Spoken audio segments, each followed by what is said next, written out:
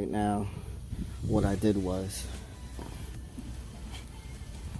I used a Dremel and I cut the slit here straight down, then across, straight down, then across, like a star pattern with the cutting disc, the Easy Lock cutting disc.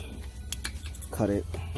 This broke because it wears out. So then what I did was I used an impact screwdriver, right? That's supposed to use because these screws, they get stuck in after a certain amount of time. So make sure you spray them with WD-40. Spray it with some WD-40, let it sit for a little bit, and then what you do is you get it from an angle and you put it like in the slot that you slit.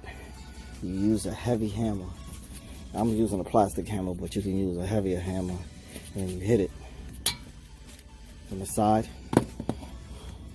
and it'll break the screw loose, because you need to take these out to take out the rotor.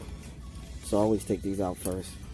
Some people take them out afterwards, but I take them out in the beginning when you're starting, because right now I'm in the process of replacing the rotor and the pads on this ACURA TO. So I'm going to do the same thing on this one.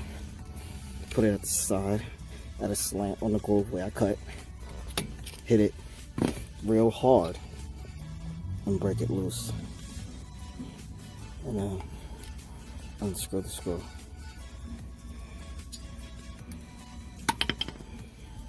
And that's how I take out the stuck Honda rotor screw. Okay, so this is going to be one video, and then I'll make another video showing how to change the rotors and pads. Okay, alright, so don't forget to like, share, and subscribe. Thanks.